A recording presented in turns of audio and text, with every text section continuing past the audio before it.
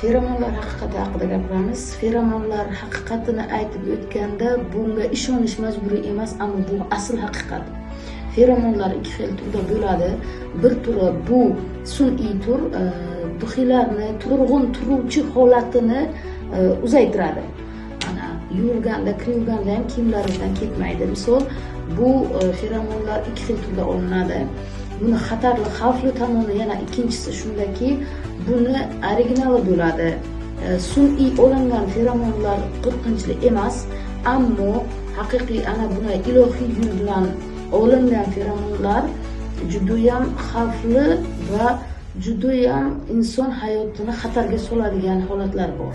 Feromonlarni sun'iy bo'lmagan boshqa turi o'liklardan olinadi. O'liklar, misol morglarda qolib ketgan egasiz o'liklar, ularni terisidan olinadigan yog'dan olinadi va ular duxiylarga qo'shtiriladi va u turg'unlikni kuchaytiradi.